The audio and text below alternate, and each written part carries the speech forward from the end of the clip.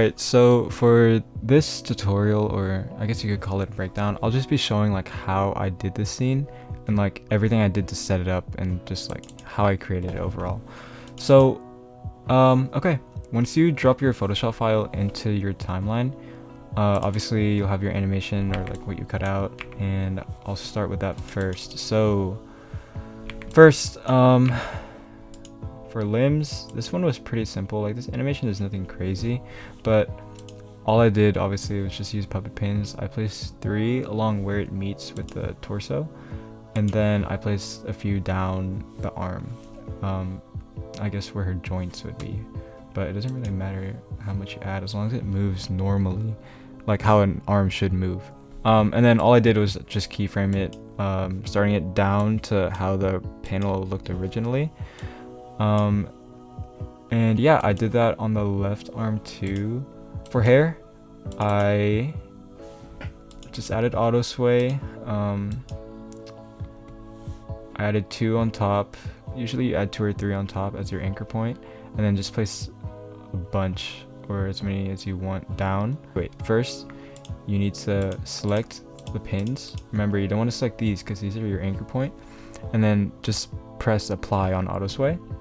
And then these down here will show up, and you want to go to the top one and these settings will show up.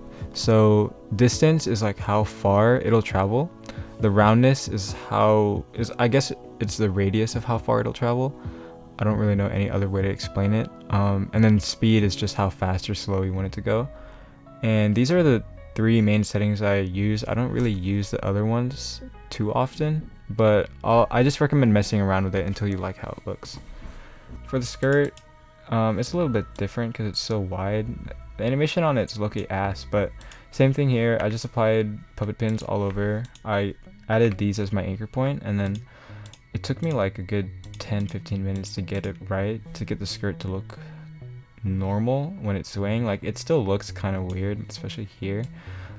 Alright, and I just pre-comped all of that together to so that I could have her body like turn up. And the reason I'm applying it on an adjustment layer is, I don't know if it's just a me problem or if I'm doing something wrong, but whenever I apply puppet pin on a whole pre-comp, sometimes it just like messes up. Like, the edges of her will like it'll stay there, but the rest of her will move down or wherever I had the first keyframe at. So to fix that, I just added an adjustment layer, I parented it together, and I pre-comped both of these and then just added my puppet pin. Just make sure nothing else is. The reason I pre-comp both of these into one is because if I were to keep the adjustment layer in here, everything below it would be affected too. So that's why you should have it in its own pre-comp. For the animation itself, I added drop shadow, set matte, CC composite. You know, it's just for giving her an actual shadow, because even though in the panel she has one, it's not even that noticeable. So I added my own, and it adds a lot to it in my opinion. And then you can copy these settings for how to set it up properly. And then I added create slide wrap. The purpose of this is to like blend her in the background. So with it off, it just looks like this, but with it on, it kind of blends her in so it looks like she's actually there instead of me just placing her over a background. And then I added S gradient, the darker point being down here and the lighter point being somewhere up here.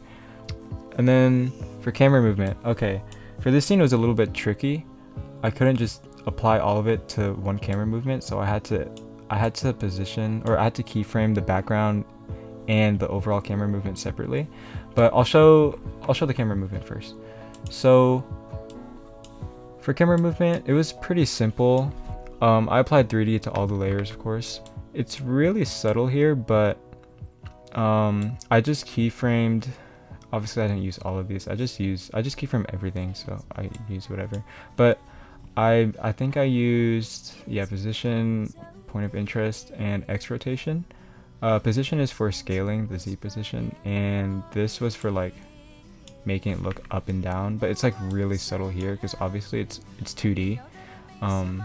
So I mean, like, it's flat, so there's not much I can do to make it look 3D, but that's where the background comes in. So for the background, I put my 2D image into Zodepth, which is a website where it turns 2D images into 3D mesh models.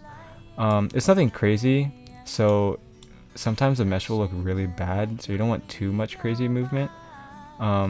It just depends how you use it, but like it's super, but like I mean it's fine because like when you're done, usually it's good to add like some sort of blur on the background. So yeah, I just keyframed I believe it, yeah, the X rotation to give it that up and down type of movement. So when you combine all these together, it looks like the camera is going towards her but also up at the same time. So yeah, that's how I did that. For effects, let me see. This snow overlay, it's just overlays. But this is rays. Okay, I'm not gonna lie, this is my first time using it. I know I still need to fix it, but I just added Crate's God Rays, and I added it on a solid because I wanted to mask it, because I didn't want it to cover the whole screen. And I just messed around with the settings. I didn't want it too bright, especially with the comp, because I added hella exposure on it.